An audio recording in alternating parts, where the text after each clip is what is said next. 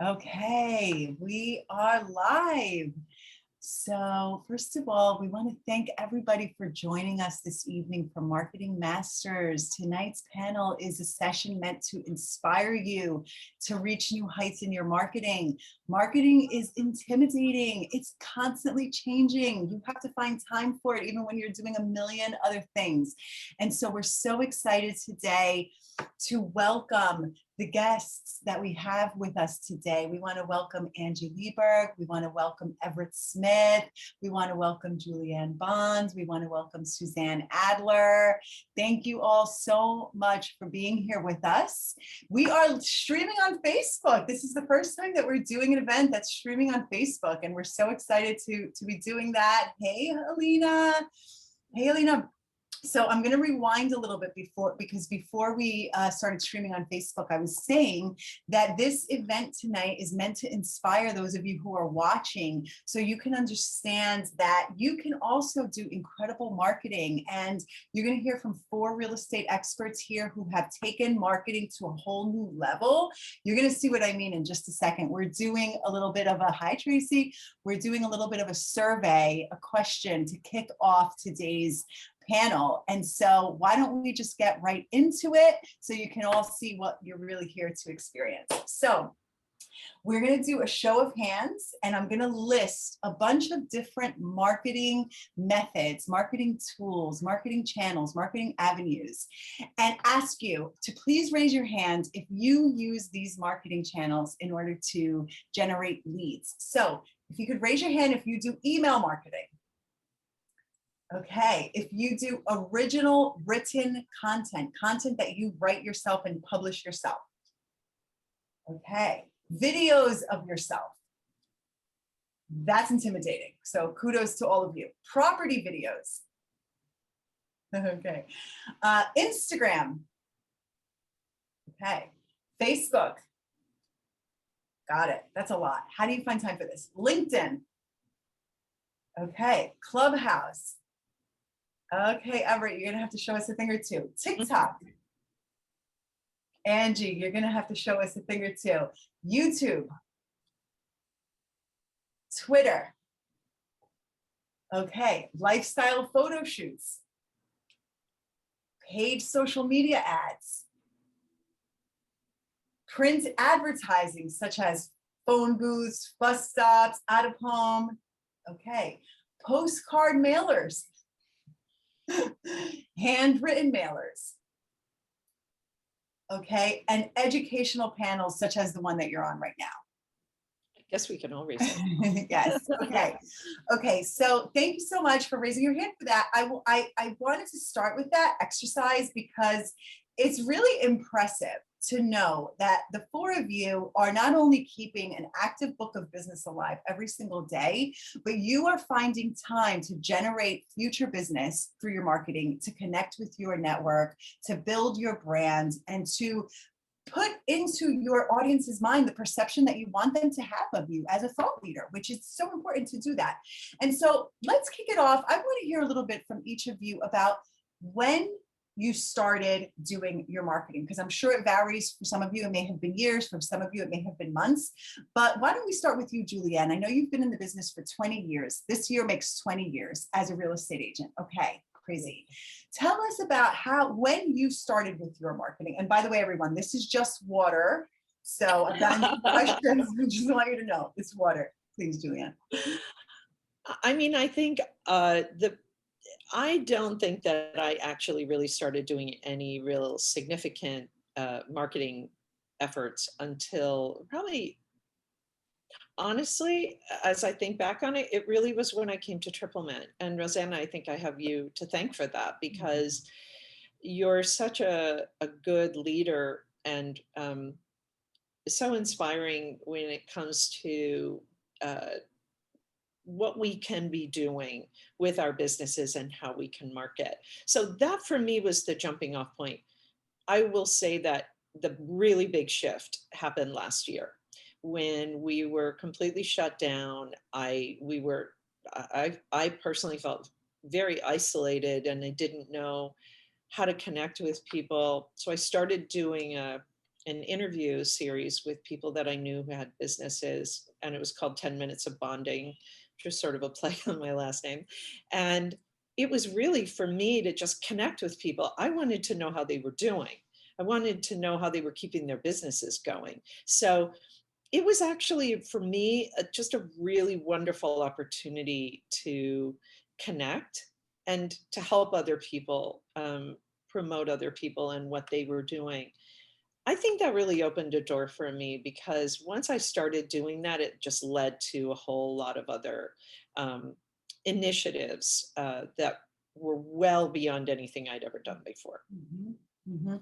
Well, you know what, Julianne, that's, that touches on 2 points for me. One is that this is really inspiring for anyone who's in the business, because having been in the business for 20 years, and you're saying that you really just started a few years ago, that it just goes to show that you can really start at any time. It's never too late to get started. And while it may be overwhelming, because all of these different types of marketing that we just mentioned, like, how do you even keep up? Like, there's TikTok. I don't even know how to turn TikTok on. You know what I mean? So like, just trying to keep up with it can be a full-time job. So for those of you who are watching, who are like, oh, I want to do more marketing, just know that you absolutely 100% can.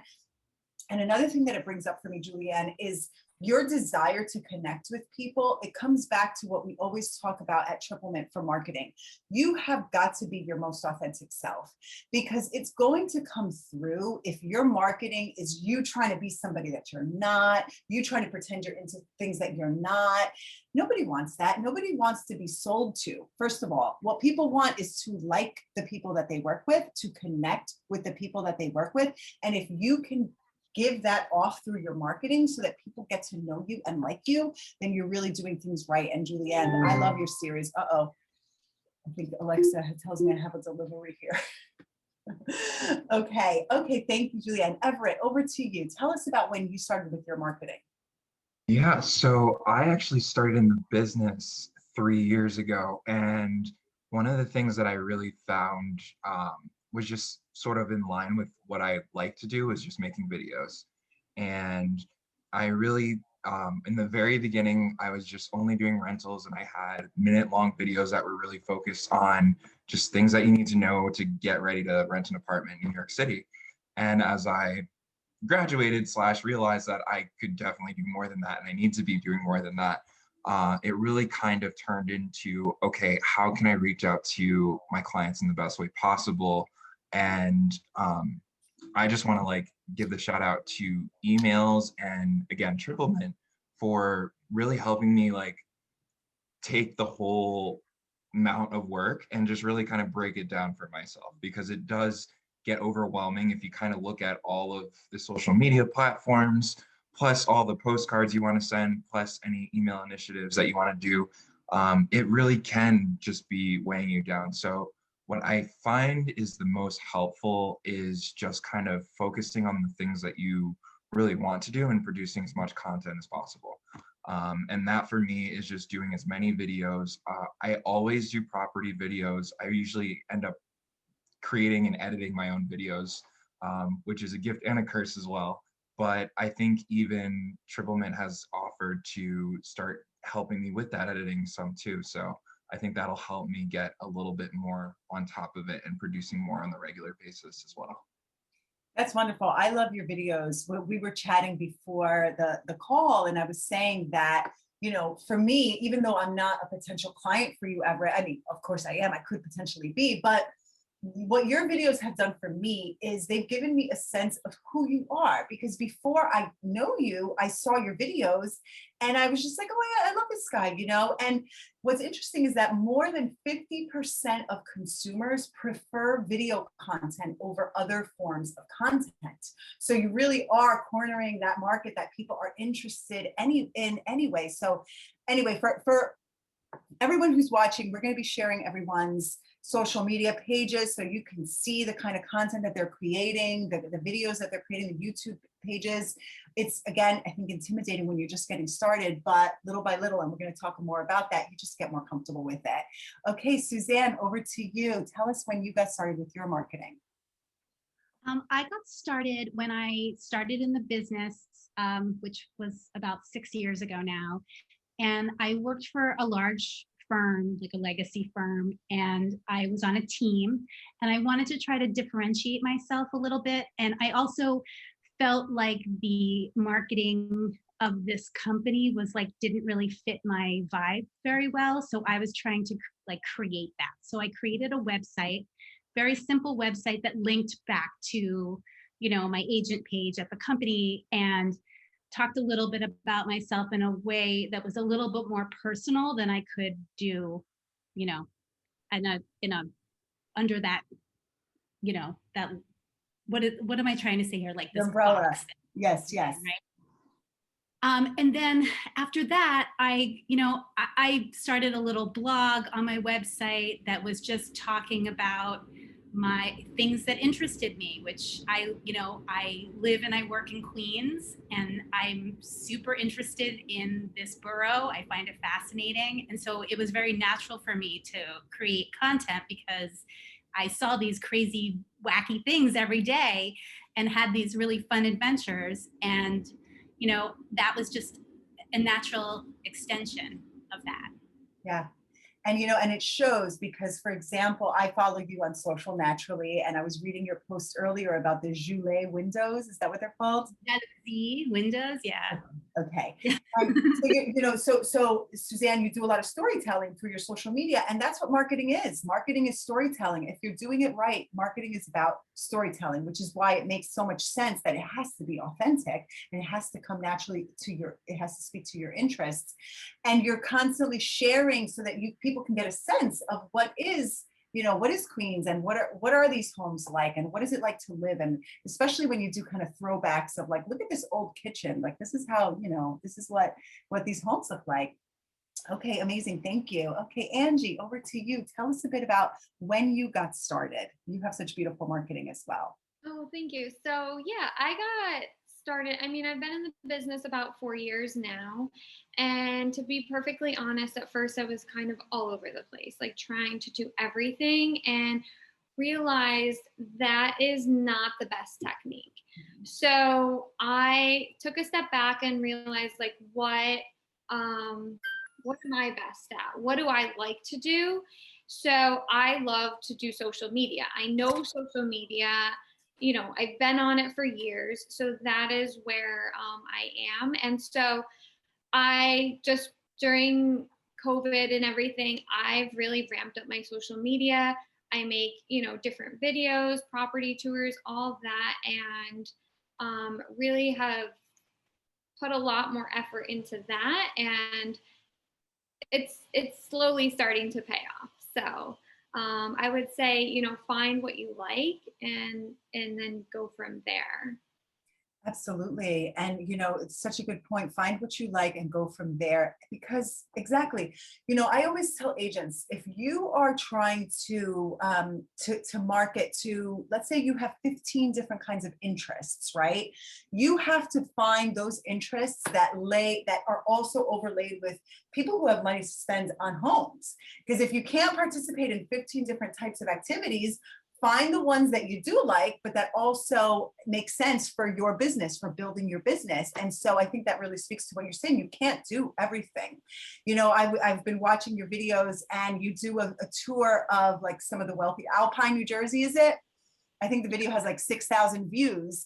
And naturally, of course, everyone's going to be interested in that because these are all super beautiful homes, right? And as you are also interested in that. So okay. And I think it's also good to hear from other people who are successful in their marketing that it wasn't always that way. It's very easy to look at others and say, oh, they've got it all together. They know what they're doing. They really have a good strategy. They look so seamless. But really, I know that behind the scenes, sometimes it's like that duck on the water with the legs underneath, but really it looks smooth, but it's not so smooth. But again, that's about marketing and building perception, right? Okay, so I want to go a little bit more into the background of how you got started. So let's talk about, first of all, how much time this takes, right? Marketing takes a lot of time. If you're busy, which I'm sure you're all busy, you have to find a way to fit this in. Another reason you have to do stuff you like. Suzanne, I'm going to start with you because Suzanne, you just finished and published a 100-page book about Queens. Okay, let's see it. You got it there. Okay, wait, are you, say that again? The Adler and Son Guide to Queens that I co-wrote with my son, actually, who's 12, who I paid to write some content. um, yeah, so I worked on this actually. I feel like part of this had already written itself because I had mentioned earlier, like I was blogging or trying to blog or write, or my Instagram posts. So I actually was able to create a lot of content in advance, and then I was able to put it together. And then I felt so fortunate. I mean, this is one thing I have to say, Triplemint has been so amazingly supportive, because originally I was going to do this, myself and lay it out using, like, I don't know, pages. I don't even know what I would have used, but the marketing team got involved and they did such a wonderful job art directing this. It's beautiful. I don't know how well anyone can see this, but oh, sorry, I'm like off to the side, but it's like this beautifully designed book that has, like, original artwork in it. That was, some of it was, created by my boyfriend actually, and then photos that I took, and different photos. So it really is like a labor of love, and it took a very long time, I have to say, but now it's done and I'm so happy. So Yes. No, I know that you and Chris worked really closely on that for months, and it's a labor of love, truly. When you're doing marketing right, it's a labor of love. And so, okay, so the question is, well, Shane and Sorrel want to know, how do I get a copy? And Shane, I think, said he wants to buy one, which, hey, there we go. Hi, Shane and Sorrel. They're from Team Carte Blanche at Triplemint. And so how do you find the time for that, though? That's the question. Like, there's a lot of people watching who are like, I mean, write 100-page book about Queens, how and when? So tell us, how did you find the time for that? Well, I mean, I just would build it and I would use time blocking, right? So I would just say, like, from 10 to 11, I was going to shut everything off and I was going to work on this. But a lot of it, I mean, I don't want to sell myself short because I did write it, but a lot of it was written, maybe a year or two ago. And this was an idea that kind of came together. It actually came together during the lockdown when there was nothing to do. I didn't have this idea for the book per se, but I had an idea of collecting the names of all of my favorite small businesses in Queens and trying to support them. And that's how this kind of came about. I started to write that out, and then I was like, well, wait a second, why don't I write about the neighborhoods that I love and love to work in? Mm-hmm, mm-hmm. And I love that this, yes, please. Oh yeah, no, so it was just a matter of, like, plodding along over a long period of time. So really this took, many, many months. And it's such an ambitious project, and I don't want to, kind of get it twisted for our viewers. There were conversations you and I have had where you were like, I mean, I'm so over this project right now, kind of thing, but you're going to go through that, especially when you're doing things that are worth doing. Because sure, it's easy to just take a picture of a building and post it on Instagram, but what real value does that have compared to something that, like you described, is a labor of love? So, okay, thank you. So yeah, basically you just got to do it, find time to do it. Angie, how do you find time? I know you're super busy as well. Yeah, so I mean, it's definitely been difficult, but like Suzanne was saying, I time block, and social media is a huge thing I do. So, and it consumes a lot of time, filming the video, making it. So I actually pick, like, my day is Monday, where I say on Monday, okay, this is what I have to do for social for the week. And I try to get it all done on Monday, whether it's going to take photos that I'm going to post, if I need to film certain talking points for a video, I try to get it all done on one day, just so then I have the rest of the week to not think about it, but I already have content to post. Mm-hmm.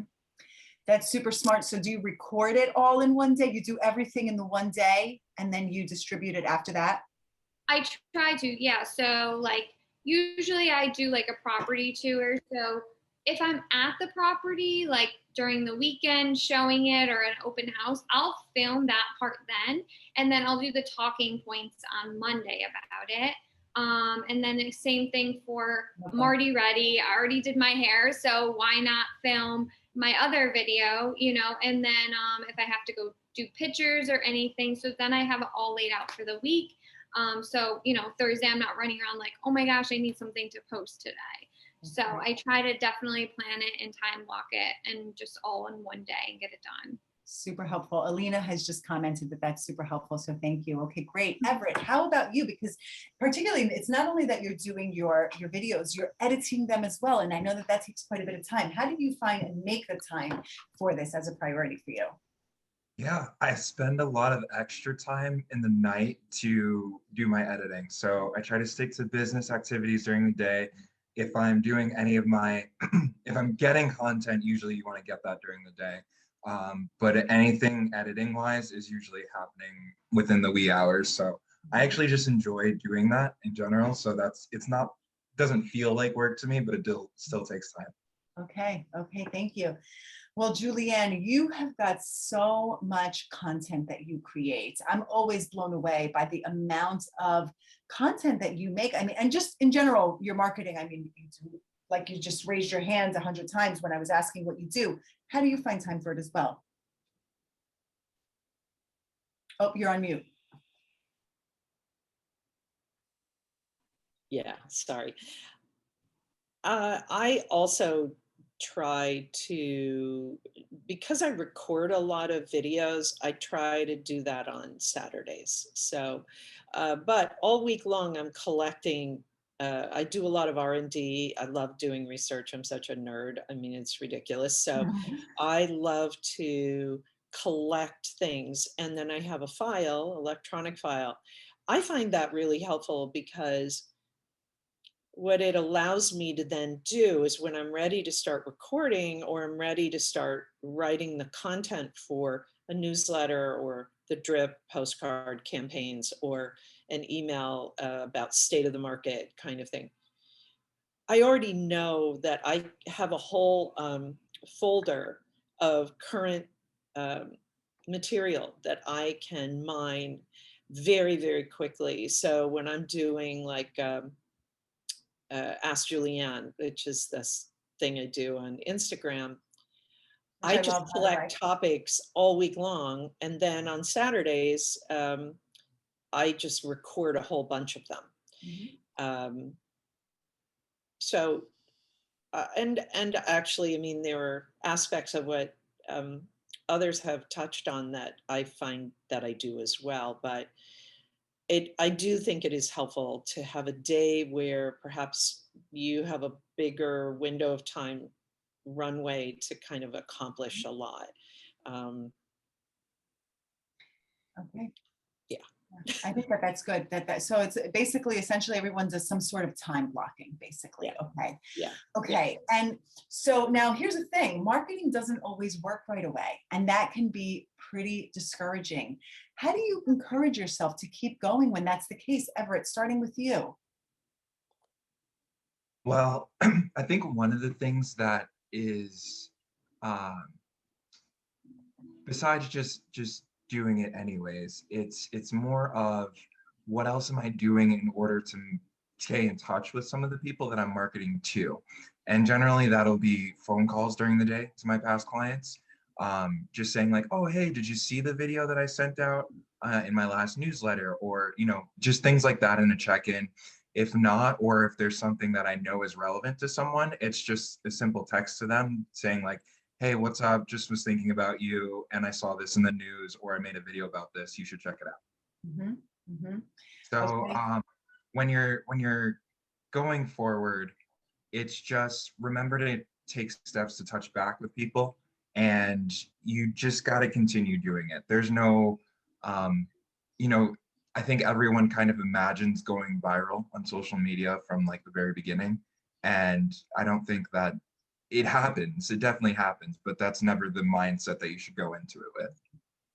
That's a good point. That's a good point, because I think we all suffer from a little bit of like, what do you mean I only have 3 likes on that post? That was a beautiful photo, and so, but yeah, we don't quite go viral the way that we'd like to. Angie, what would you say in terms of how do you, I'm sure we all experience discouragement sometimes when you're working so hard on something and maybe the results aren't coming, right away. How do you encourage yourself to keep going? Yeah, so I would say, like Everett said, just putting in my mind, like, just do it, like, just get it out there. But also, I go back and look at other people that are doing so well and what I want to do well in. So, for example, for social media, I want to grow on there. I want people to recognize me more on there. So, what do? I go back and look at other people that are doing a lot more. And I'm like, okay, they're killing it. They're doing it even if they don't want to do it. So I just, to get momentum and to keep going, that's what I need to do.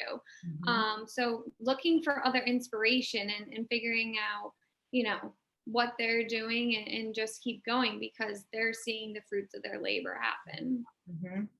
Yeah, I mean, yes, I'm sorry. Were you going to say something else? No, go ahead. Well, it can be overwhelming to see other people and how successful they appear to be. And I would wager a bet that a lot of people are looking at you in the same way. Like, oh, wow, she's got it together. She's keeping it going. When, again, it doesn't always feel that way, but it's not supposed to always feel that way. It's work. It's work. And ideally, when you're talking about things that you're interested in, then you're enjoying it, even though, like you said, Julianne, you're a nerd. Okay, it's work, but you're enjoying it. You're reading about and you're talking about things that you're interested in. Okay, so in discussing things that you're interested in, especially in New York City, New Jersey, there's a million things to potentially talk about. How do you narrow down your content topics? Everett, how do you decide, here's what I'm going to focus on of the 50 things that I could possibly talk about? That's a good question. There's a list of categories I tend to stick to. And those are the categories that I know I want to hit. So it might be, say it's like, okay, I want to do a restaurant review or something along those lines. Or maybe I want to talk about a specific client situation. I generally know what I already want to touch base with already. And it's just kind of, if I get a good idea, like sort of what I believe it was, I forget who had mentioned it, but sort of just like keeping like an ongoing document of what I do want to take note of. If something pops in my head, let's say I want to do a neighborhood video and I'm like, oh, I got this new listing in Bushwick, so this would be perfect to do that neighborhood video. That's kind of how I base it, just like on an ongoing basis. And as I check off boxes to certain categories, that's how I know what to post next. I love that. And, in some of marketing's best practices include publishing original content. You want to have your own original content, not only video content, but written content, because that's what helps position you as a thought leader when you are, when people are looking you up and meeting you. And just, in terms of people looking you up, 93% of people say that they look up businesses or real estate agents before working with them to see who they are and how they work. And I do the same thing all the time. I mean, I hardly ever go to a restaurant anymore without looking and seeing, am I going to like this? And so that's why, keeping up with marketing can on the one hand be intimidating, but on the other hand, it's like, you don't really have a choice because it's the world that we're in today. And the beauty of it is that you're leveraging these platforms that are spending billions of dollars to get eyeballs addicted to them. So by using social media, you're not spending that much money, obviously, but you're using the tool that they've made, and for better or for worse, people are addicted. So you want them to see you. Right. So, and then Everett, to your point about like, you know what you want, and also depending on what your audience wants, right? Because personalized content is really where it's at in terms of marketing. The more personalized you can make your marketing for your clients, your customers, your potential clients, the more they're going to take an interest in connecting with you. And to that point as well, the comments and those like the Q&As that you put on your social media, those are going to be very telling for what people want from you. Yes. So just taking the time to go through comments and to take, like you said, listen out to what your audience is saying is super important in that sense. And I definitely think that goes hand in hand with thinking of what performs the best or what goes the best or what most people want to see. Mm-hmm, mm-hmm. Absolutely. And, knowing your audience is part of it, right? You want to get to know your audience so that you know what kind of content to personalize for them. And also using your CRM, right? At Triplemint, we have Apollo, which is where you can track all of your clients, all of the touch points you've had with them, where you are in your business. It's, yes, we have Apollo, of course, and we have this incredible tool, but regardless of where you are, this is one of marketing's best practices, you need a client relationship management tool so that you can track all of these relationships, because if you're doing it right, you have a lot of relationships and you can't really track them all just in your own email or in your own notes. Okay. So a lot of agents, they do kind of cookie cutter marketing, right? It maybe looks the same, even though they are in very different businesses, maybe very different cities. What do you do to make your marketing unique and stand out? Everett, starting with you, what do you do to make it so that it really is authentic to you, Everett, and it's infused with who you are? I take a lot of thought and time into my branding and just making sure it's just consistent across everything. I do think it's really important that when you're restarting up, because that was one of the main things for me. I came from a different brokerage as well, and to have everything a certain way for so long, I wanted my branding to make that transition with me, right? To come up back top of head and be like, oh, hey, you switched brokerages, right? Like I want people when I call them to say, oh yeah, didn't you switch brokerages recently? And I think that comes hand in hand with taking the time out to make sure that everything is just kind of assimilated across all the channels evenly. Like I said, if you go and have a profile picture, make sure it's the same profile picture across everything so that it doesn't, just small things like that. And I do have a marketing background, graduating from Hofstra with marketing. So like that was one of the things that I thought of and could, I think, help create the seamless experience no matter what channel you're looking on. Because some people are more comfortable with Yelp, some people are more comfortable with Google. Some people just look you up online and see if they can find your website. And if something doesn't look right or doesn't look finished, it could be like a red flag for them. Yeah, absolutely. That's so true. So Suzanne, obviously you speak, thank you so much, Everett, by the way, that's a great response. So Suzanne, you represent so many women. You're a mom, you're working hard, you're very active. How do you stay organized to be able to do this marketing and, track it? I don't know. I'm sorry. I do. I have, like I said, I do a lot of time blocking. I am a big fan of bullet journaling. I don't know if anybody knows about that concept, but tell us about it. We want to hear. So bullet journaling is basically, it's a way that you can organize your thoughts and you can organize your ideas. And it's just basically, not to go in too deep about it, but it's just, you would have a page, like I could have a page for my marketing ideas, and then any marketing ideas that I want to flush out, I would make a separate page and then go in deeper. And then in a bullet journal, you always have a table of contents. So I'm able to like keep track of, what I'm doing and go back and look at it. That's something that keeps me organized for sure.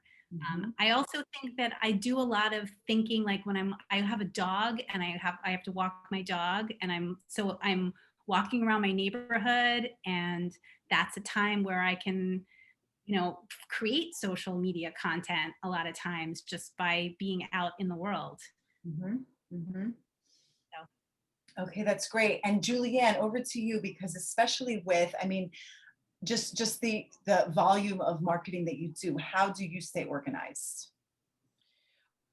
Well, I mean, the scheduling is really important.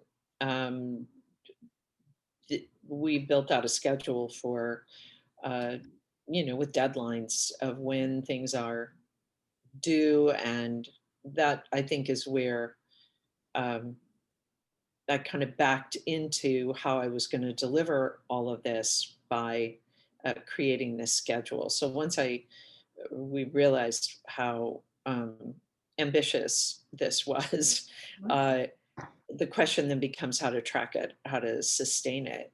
And yeah, I would say that's the basic approach. Mm-hmm. But things change, as you say, and they evolve. And sometimes things that were separate initiatives become kind of rolled into a different, like a brand new initiative that is a combination of things, of Mm-hmm. elements that had pre-existed as separate efforts. Mm-hmm. Okay.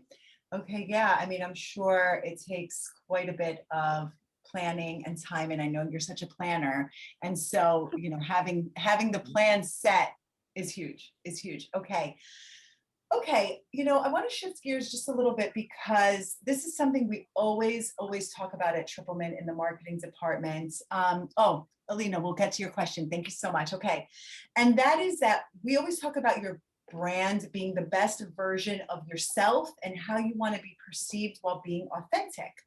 So, Angie, how did you go about discovering or uncovering your personal brand in order to move forward with your marketing? Yeah, so I would say really just about getting out there and being myself. At the end of the day, when you're on social media, people want to listen to someone they relate to, and that they like their personality, everything like that. So that was the biggest thing for me, just going out there and being myself, and then connecting with people. And since then, I've connected with people on social media who comment and about my videos, ask me more questions about home buying, and have become clients of mine. So it's, people just want to work with people they can relate with. And so I think that's 100% of what I'm trying to do, is just be myself, go out there and give knowledge. Love that. Love that. Okay, great. You do a lot of videos, and I give you so many kudos, because we're always encouraging our agents to do videos and helping them. But I know how intimidating they can be, right? Because every agent that I've ever talked to, I look awful on camera. I sound terrible. No, I'm bad. How do you get out of your own way and to just do it, even though I'm sure for each of you who do videos, you're probably your worst critic? So Angie, coming back to you, and then I want to hear from all of you who do videos. How do you get out of your own way and do videos to do them well? Because you do them well. Thank you. So, I mean, it's no secret, I do a million takes, probably because I am a critic of myself, and I'm like, oh my God, that sounds terrible. What did I just say? So don't think it's ever done in just one shot. It isn't. It's done over multiple shots. And it's just, I hated my voice, how I sounded, but I was like, I can't change that. So let's just get out there, be myself, and do it. And half the time, if you're like, oh, I hate my voice, oh my gosh, my hair, half the time people aren't even paying attention to that. So that's one thing. Just get out there, post, and people are like, oh my gosh, my hair looks awful, or it was blowing in the wind, and I'm like, I didn't even notice until you said anything. Yes. I was listening to what you were saying. And that's usually how it is. People are listening to what the knowledge you're giving, or if you're doing a video tour, things like that. So true. It's so true. Half the time you're obsessed with how you look, meaning, everyone, and no one else is noticing. They're too obsessed with how they look to notice how you look. Okay, Julianne, what about you? Because you've been doing videos for some time. Did you find that you had to get out of your own way, or was it natural for you? Oh, natural? No. I would say, um, I mean, I never thought I could get out of my own way. I mean, it was a long, slow, painful process. It took me quite a long time to get to the point where but I was obsessed with uh, kind of getting through this or getting past my own discomfort with it. Um, but yeah, I actually spent quite a lot of time, and like Angie, I mean, just obsessively would record things, and I would try all these different, I was playing around with backgrounds and where I would do it and what time of day I would do it. Like, I had my own thing about it. I mean, we talked about this morning, Rosana, earlier when we we're just chatting a little bit about marketing. I mean, literally the very first time I did 10 minutes of bonding, it was live on Instagram and Facebook. It went completely sideways. It was a disaster. And I was hysterical afterwards. I mean, crying. I was sure I had just completely, humiliated myself. And yet I had committed to doing it. So then I just kept trying and finally figured out the technology. And honestly, I felt like if there was ever a time where people were going to be forgiving, it was during that time, a year ago or a little more now. So, yeah. Yeah, I can, it really takes a lot of courage and boldness to put yourself out there and try it, because I can relate as well. We do the morning mint at Triplemint. So we go live at 8 a.m. From Instagram, and we give a little news show. And it's nerve-wracking. And it doesn't matter that we've done it 18 times in a row. It's nerve-wracking every single time. So I think there's some level of getting comfortable with discomfort, right? And that's true for any kind of growth, whether it's your marketing, whatever it is that you want to achieve. If it's easy, you're probably not pushing yourself enough. I mean, not to say that everything should be complicated or hard, but I mean, I love hearing that. The fact that you were like crying hysterically because you had such a hard time, it's so encouraging, because it's like anyone can do this. You just have to get through that hurdle. And Everett, so in your video journey, was it easy for you in the beginning? Was it hard? How'd you get out of your own way if it was hard? I think it's always a challenge, and it's the challenge of, what's more important in my head? Like, is it posting the content that someone really probably could use right now or really needs it? Or am I just going to, keep myself from posting because I don't feel confident in my looks or what I'm saying or whatever the case might be? When I ask myself that question, I tend to just let myself go, and then that's when the video gets finished.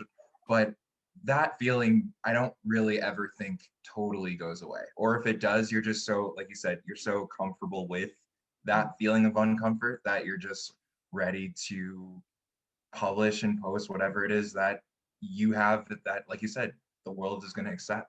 And if they don't accept it, they'll tell you, right? That's the thing. And then you can use that to get better. I love that. It's true, because there's so many times that I speak to agents who I'm like, you did such an incredible job. And they were like, really? Because my legs were shaking the entire time. And you just don't often you can't usually tell that someone's so nervous. So that right there is like a green light to just go for it, because people can't typically tell, right? So, okay. So I think a lot of what people are wondering is like, what kind of leads has your marketing generated for you? What kind of business and success have you seen from your marketing? Coming back to you, Julianne. Oh, you're on mute. I keep doing that so that I don't make any noise when other people are talking. Yeah, I got so how can I say this efficiently? So in like last February, March, I had been doing these these emails that I was sending out about what was going on in the market, and I just was determined to keep people informed, to help them understand what we were actually seeing, that we weren't completely shut down, but it, definitely things were rocky. I got an email, but probably after about a month of doing this, from some people who wanted to sell their apartment. They said, we don't know how we ended up on your email list. So I went back and looked through my records and realized that 10 years before, I had shown them one of my listings, and they didn't buy it, but I tend to keep a lot of records. And so, long story short, that was how they ended up on my email list, and they never unsubscribed. So I guess that was how they saw these. They said, one of the things that we find really refreshing is that you are so optimistic. You're not trying to you're not misrepresenting things by making them sound better than they are, but you're just so focused and positive, and you make us feel confident because we have to sell our place. And viewed, I think, 5 or 6 different agents, including the one that sold them the apartment. And we ended up doing a kind of a virtual listing presentation. So everything was done like this with the screen share. We went through everything. I had a whole presentation for them. Anyway, they hired me and we had a really successful sale. But they told me that the guy that they who had sold them the apartment, he just assumed he was going to get the listing, and called them after he had pitched it, maybe a few weeks later, and said, when do you want to get started? And they said, well, actually, we hired somebody else, someone who actually gave us all this information about what was happening in the market, what's really going on with the comps, what a really good strategy for us coming out of going into phase 2. How do we position people for success? It really made me realize how important it is to be someone that not only people can relate to, but that they trust. Mm-hmm. These are huge assets, and probably the biggest for most people in their whole portfolio. Mm-hmm. They better be able to trust the person they're hiring. And that really made me both kind of excited to think, wow, that's amazing that, these emails, like, who knows who's looking at it? It could be someone you showed an apartment to literally 10 years ago. And you don't even know they're in your email list anymore because you've had no contact with them. It was shocking to me. And nice too, really lovely people. I was thrilled to get the listing and to work with them because they were like my people in a weird way. I mean, we didn't know each other before, but whatever I was doing resonated for them. Mm-hmm. I wish a lot of my clients were like those people. Well, that's, do you guys ever feel like that? Like you feel like you like kind of resonate with certain clients. You think, how do I attract more people like that?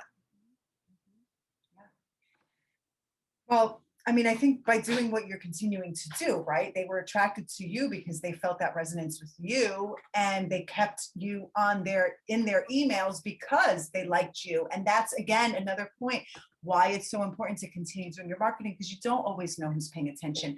You may send 15 postcards to a home before they're like, you know what, I really do like this woman, and I am going to follow her on Instagram, and I am going to get to know her. And so it speaks to your optimism that you've continued to keep going. And I think, and that's what I was saying earlier about Everett. Before I knew Everett, I watched his videos and immediately I liked Everett. And that's what so many people experience because of marketing. And I mean, to be clear, marketing should be just an extension of your level of professionalism and expertise. Julianne, you provided those people something that this other gentleman did not, and he was arrogant and he thought that he was going to get the listing, perhaps, but you gave them information that helped them make the right decisions, and that's what we do in real estate. And so obviously your marketing is an extension of that. It can't be a replacement for that. It will never work. It has to be an extension of your professionalism. Angie, tell us about thank you, Julianne. Angie, tell us about some success that you found through your marketing. Yeah, so I would definitely say it's taken a while and it does get discouraging at times, especially when you're not seeing things right away. But as I've ramped up more on social media, it's just like out of nowhere. I've gotten DMs about property tours that people like that space, but they want to see other things in downtown Jersey City. So can I set up a call with them? Or I've gotten, I'm thinking about buying. Can I jump on a call and you go over more of the process with me? And I don't really have like an exact number or percentage I can say so far because I'm just starting to see within the last few months. But I'll tell you, once you get one momentum, you want to just keep going, and it just more stuff just starts trickling in. So, for example, I got the call off the video tour, and then after that, I randomly got a voicemail from a lady who was like, "Oh, I saw your YouTube, and we want you to come talk to us about listing our place." And then, literally, like a few weeks later, it was two people, one day right after the next, reach out to me, and they both wanted to buy a place. So it was like, oh my gosh, this is working, and now I want to keep doing it. So I'm actually closing both of those social media leads this week. So it's just sticking with something you love, and people will start coming out. Even when you think people aren't watching you, they are, because these people are like, oh, we watched all your YouTube videos and all your property tours. We love them. So just stick to something, do it good, and people are watching, even if they're not saying anything. Absolutely. I love that story. And I mean, you just said earlier that you really only started doing this kind of during COVID, right? Right. Like consistently. Yeah. Right. Because if we're talking about a 1-year lead time to get 4 leads, that's not bad, especially considering the momentum that you have and that you're going to continue to have. And, so that's very encouraging, because I think sometimes people think it takes much longer than that. And sometimes it does take longer than that. But if you're doing it right and you're enjoying it and you're putting your heart into it, then it's going to pay off. Yeah. Okay. Thank you. Okay. Everett, can you tell us about how your marketing has helped you to get listings? Yeah, and first of all, Angie, I wanted to say like that message was awesome. So I'm keeping that in the back of my head for myself as I continue forward. But I'd say, yeah, I know someone had asked the question about like percentage wise. I really can't think of it like that. It's more of like every once in a while, I'll surprise myself. For example, last year, when I was putting a lot of time and attention on Yelp, I got a listing for an 2-bedroom apartment in Gramercy Park. I would have never realized that if I had not been there on Yelp. Whereas like this month, I'm actually handling a landlord who has 4 different apartments in her 4-family building that she needs rented out as soon as possible. So it's like, I'm never expecting when someone calls. But usually whenever I get that call, I'm like, hey, how'd you find out about me? And they're like, oh yeah, we looked you up online. We saw your videos. We saw something you on social media. And like, that definitely solidifies the thing of like, okay, got to keep doing this. Got to keep it going. What else can I do? So that's kind of like my whole mindset on that. I love that. I really love that. Just to give you guys some more best practices, we talked about more than 50% of consumers prefer video content over other forms of content. You mentioned Yelp. I think it's 88% of consumers look for reviews before they decide whether they're going to work with someone. And at Triplemint, we're very big into reviews. Obviously, we work hard to do a good job. We want people to give us the reviews that are going to bring more business. And we see repeat business come from the reviews. We also have an extremely high net promoter score, and that helps as well. That's all based off of reviews. Word of mouth is huge. Word of mouth is huge. 74% of consumers identify word of mouth as a key influencer in their purchasing decisions. So that's a, you know, who can you generate buzz among? Like Angie, you're talking to these people who obviously they've been talking about you. You haven't even known them and they've been following you. They're talking about you now too. Julianne, your clients that you just mentioned are talking about you, word of mouth, right? I definitely will trust somebody more if it comes recommended through a friend. You know, again, talking about personalizing content to your audience. 48% of buyers are more likely to consider solutions that are personalized to address their specific business issues. For example, Suzanne, you have an entire shook, a 100-page book about queens. For anyone who likes queens or wants to get to know queens, and by the way, your passion for queens really comes through. If I needed to buy a place in Queens, Suzanne, you'd be on my list, definitely on my top 5 list of people I would want to know, because not only are you selling it, you're loving it. You're showing that, right? That's, to me, that's personalization. If I want to know about queens, I'm going to look to somebody like you, certainly. And then obviously, like we said, you want to use a CRM. You want to make sure that you're tracking all of these leads.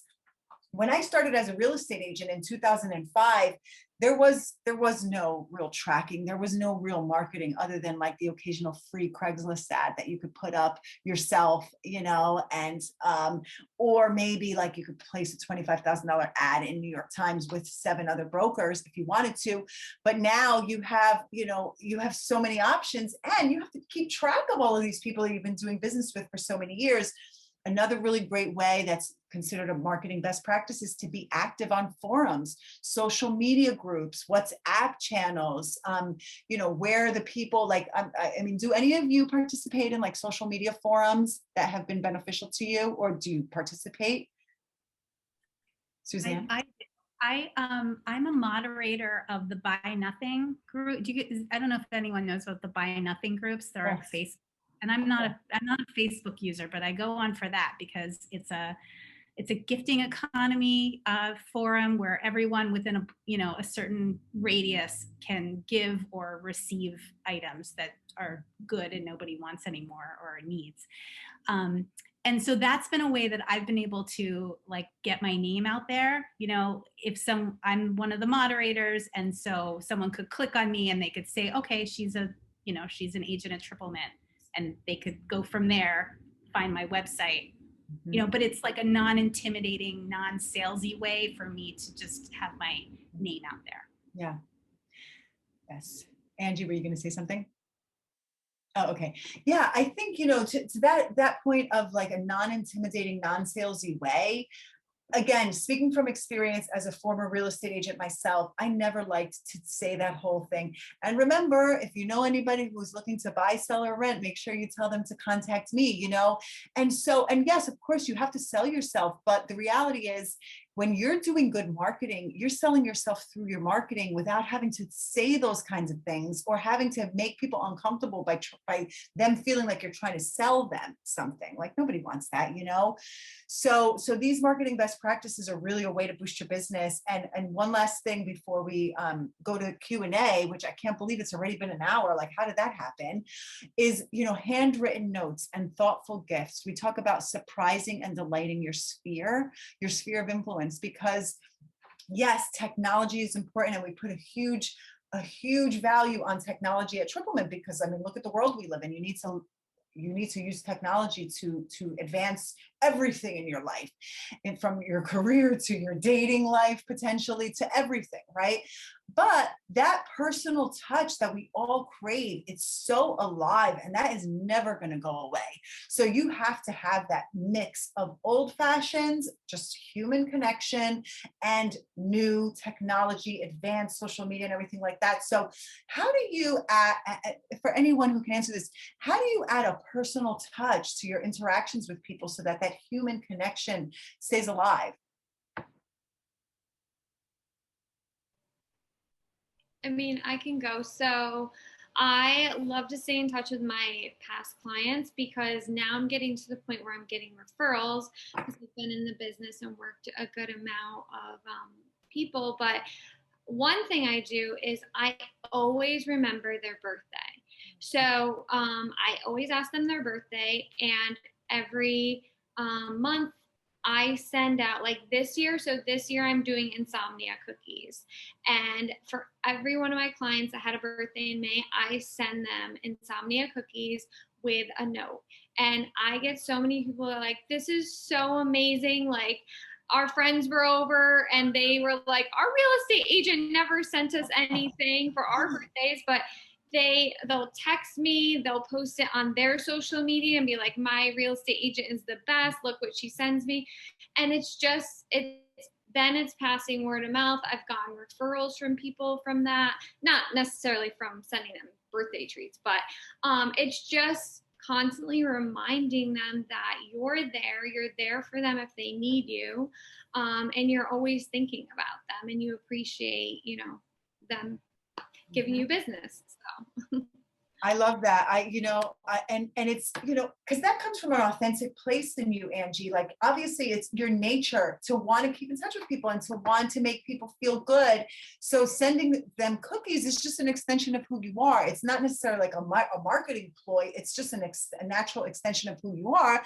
But guess what? It's wonderful. It also works well for building those relationships and cementing those relationships and getting referrals. Certainly. I mean, naturally, all of us want to have human connections and do business with people that we like and not just people who want our business, right? So, okay, so let's talk a little bit about, so we have a question here from Shane. He says, what are the best platforms are we asking clients to leave reviews on? How, do any of you want to take a stab at answering that question? If not, I'm happy to also answer. I think the most important right now is Google reviews, because again, if you're Googling anyone's name, that's one of the platforms that come up. Like I said, I do like Yelp because I know it's usually one of the other options that come up, as I used to work there as well. But really, I just think just any platform that someone is willing to make a review on and be comfortable with. And then we always, I know we at Triplemint just transfer them over to our websites just to make sure that we have them all aggregated in one place. But I feel like Google, Yelp are usually my top two. Agreed. Agreed. I mean, I think it depends on the market you're in. If you're in a market where Zillow is super popular, Realtor is super popular, Trulia is super popular, you're going to want to use those, obviously, because particularly for real estate agents, people are looking for reviews or they're seeing you there because you have a listing. However, I couldn't agree with you more, Everett. Google is, I mean, come on, Google owns the internet pretty much. And so if your name is typed into it, you want it to come up with some Google reviews. Okay, yes. I mean, I've certainly, and I know you all have as well, said not used someone because of their reviews and used someone because of their reviews. So that's really another best practice that you should all be, those of you who are watching, you should be practicing so that you can get more business from that. Okay, question for all of you. I'm going to come around to who I see first. So Julianne, coming to you first. What would you say to somebody who is kind of sitting like on the fence about their marketing? They want to do marketing. They don't know where to begin. Are they at Triplemint?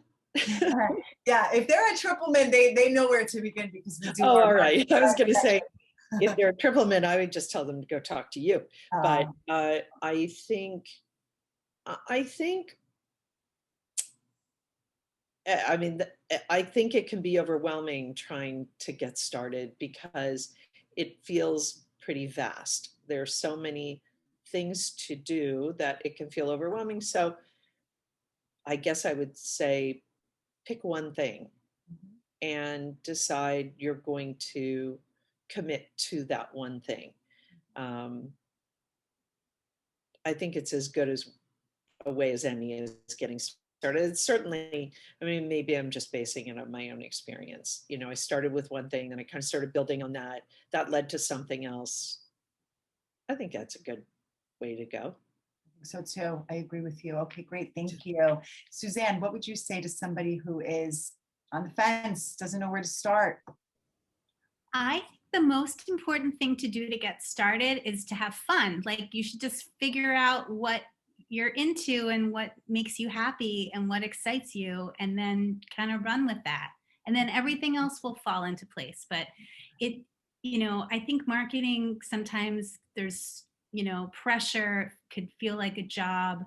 And I don't think, that should be that way. I think sometimes it is, we know it is, right? But like, if you are just having fun first, then, if you like to take pictures, take pictures. If you like to make videos, make videos. If you like to write, start a blog, whatever. Yeah. Yeah. And people sometimes they don't let, what is it? They let perfect get in the way of, great or good or done. And that is obviously a mistake, because the more you do, the better you get. Right. So I love that though. Follow the fun. And something I want to add that was said earlier that I thought was really, when you were talking about how to get out of your own way. One thing, a trick that I use on myself, if I create content and I'm feeling insecure about it, I send it to like my fan club. So I would send it to my sister or my boyfriend or my parents and get their, get them to cheer for me, and then I can let it out into the world. And I think that's a little life hack. Okay, that's a great life hack. I see that can be applied across a number of topics, not just marketing, but I love that. Okay, thank you. Okay, Angie, tell us what you would say to somebody who is like, oh, I don't know, but I want to, but I don't know. Where do I even start? Yeah, so I would say what really helped me was just finding one thing and breaking it down. So, for example, like I was talking a lot about how I was going to ramp up social media and that was going to be my thing. But then you get to another roadblock, like I don't know what to post every single day. So, what did I do? I looked for inspiration from what other agents are doing, and then you just rip off and duplicate. Like, make it your own version. And I even have like a monthly calendar. So I print out a monthly calendar every month, and for every day I write, I think of like probably 7 to 10 different topics. So it can be anything from like a Friday feature of like a local business, a video tour, a tip of the day, a client review. And I just fill in every single spot so I know, okay, these are the posts for the week. And this is just how you break it down. And then, like I said, I go back to every one day a week, I try to get all my posts together.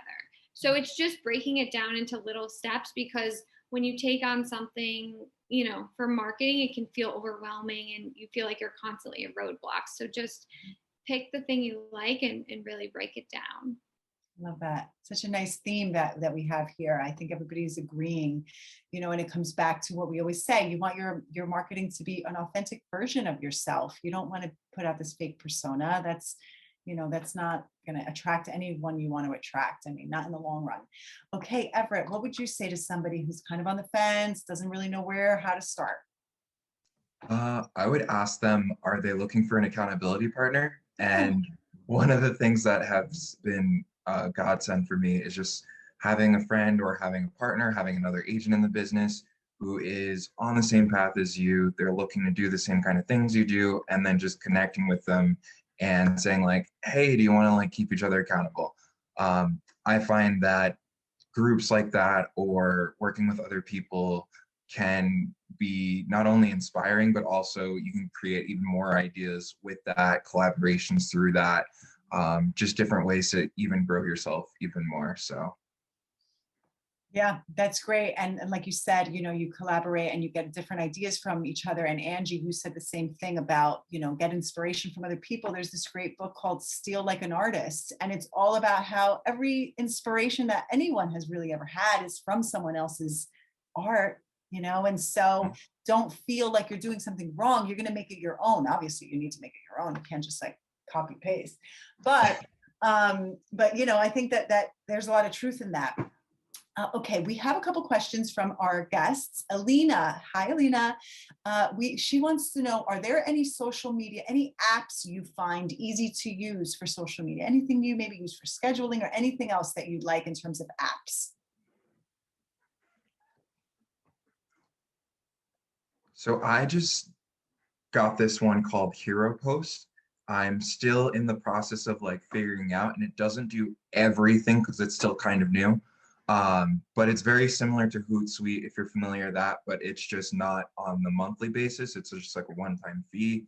I find it really helpful to, if you can schedule posts in advance, just do it so that you don't have to think about it during the week. And yeah, that's one that I have started. Question for you. Do you have to have a professional account in order to schedule your posts? No, no. As a matter of fact, like I said, because they're so new, this one, it's actually preferable that you had a business account. I think they're trying to work out the bugs and the features as they go, but yeah, you don't need a professional account to auto post or post in front.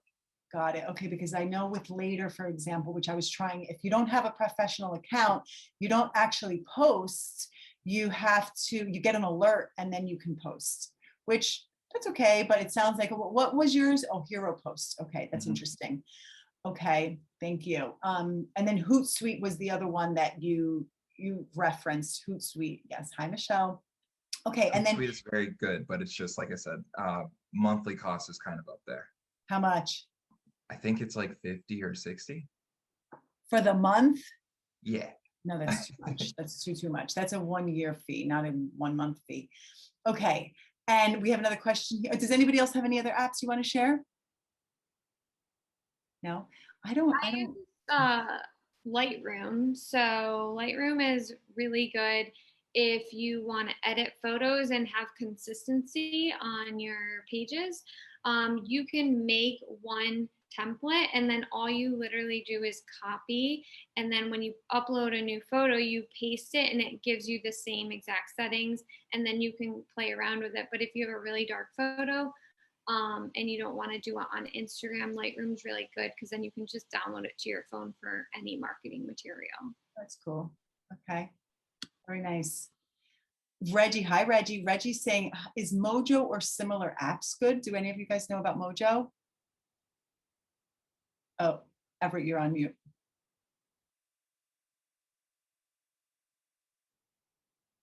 Sorry, I heard of Mojo. I just never actually used it and never jumped into that one yet. Mojo's it's really for calling. You use it for if you have committed to making a certain, let's say you want to call a bunch of people, it will automatically dial. You put your contacts into it. Got it. Okay, yes, because I know that can be a pain if you're doing like cold calling or something. Okay, and Shane says Planoly is amazing too, so that's a good tip. Thank you, Shane. Shane is another one of our marketers that we love his marketing. Go Shane. Okay, so and then Gabriel wants to know, have you sent a personalized gift to clients and what was the feedback? I could say I have sent personalized gifts to people and it's similar to what Angie said. They go crazy because it's so nice. And just like I would feel the same way if somebody sent me a really nice personalized gift. I think it's the feeling you want to give and the feeling you want to get, right? So I always encourage agents to be generous. You know, when you're giving gifts, when you have a closing, when you, like you said, for whether for the holidays or for birthdays, be generous. Not only does it feel good and it feels like the right thing to do, but it comes back to you, you know. So Gabriel says, can you give some examples of gifts? One of my favorite gifts to give people is a West Elm cotton knit blanket. It's a beautiful, they just have this 100% cotton knit. They have all these different colors and it's a nice, maybe $70 or $80 blanket. But, you know, that's really not that much money to give someone a special gift that they're going to use all the time. Some other gifts that I appreciate that I've given and that I have received are like magazine subscriptions, something that not only is it a nice gift, because sometimes I don't really want to splurge on a $7 magazine, or a $5 magazine, but if it's coming to me, I'll think of it, the person who sent it to me, and I'll be happy, you know. I mean, obviously there's like so many different kinds of swag, but I think the more personal it can be, the better. I would say knowing the person and what their interests are, what their tastes are, what they like. Maybe they're really into oysters and you send them like one of those 100 oyster bags and then like the oyster openers that you can really enjoy. That's a little bit more pricey, but that's also a special gift. It's just about what you know about them and what they like. Does anyone else have any other examples you want to share about gifts you've given? I've done someone that I know she was selling her apartment, had a brownstone. I sent her a book of brownstone, so it had like all the art in there, talking about New York City and other towns as well.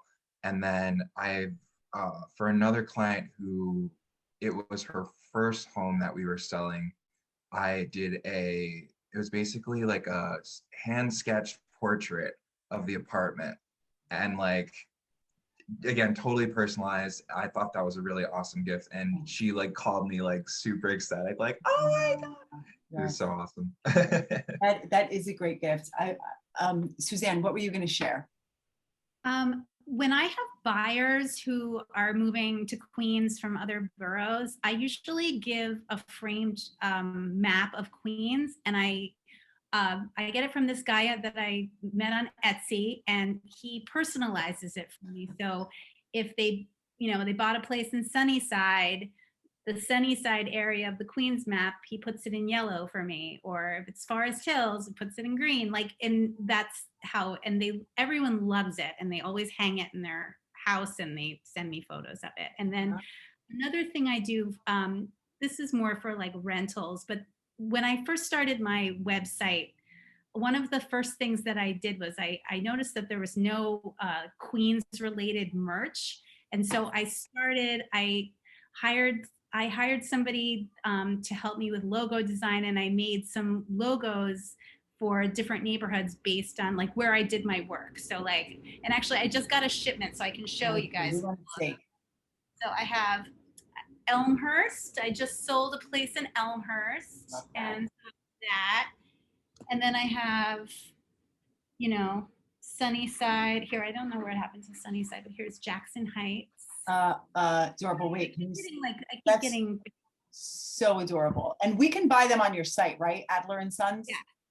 Yes. And then when I went my condo people in Long Island City, they get this one. It just says, "I just want amenities."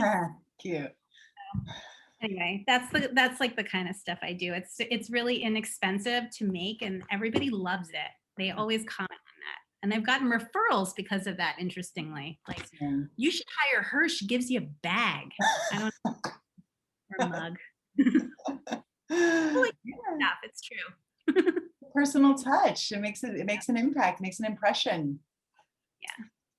Any other gift ideas from the panel before we wrap for the evening? Okay, well, I want to thank all of you. Your marketing is remarkable, and we appreciate what you do here with us at Triplemint. I know that the whole marketing team at Triplemint loves working with you and helping you get your marketing out there. So I just want to wish all of you a great evening. Thank you so much for joining us. Thank you for inspiring others by following what you need to do, even when it's challenging, because that, I think, is the part that not everybody does. I think a lot of people start and then they kind of give up. And so we hope that your stories have helped inspire others to keep going, because not only does it pay off from a personal achievement standpoint, but for your pocketbooks, it pays off. Well, I guess you don't have a pocketbook, a wallet, or maybe you have a pocketbook. I don't know, whatever you prefer it works. So thank you all so much for joining us this evening. And if any of you viewers have any questions about Triplemint marketing, about any of the wonderful agents on our panel, or working with them, or getting some tips from them for marketing, we have Julianne Bonds, we have Everett Smith, we have Angie Lieberg, and we have Suzanne Adler. And again, we're going to be posting and sharing their social media, and sorry, not only their social media, but their marketing, so that you can see what it is that we're so impressed by.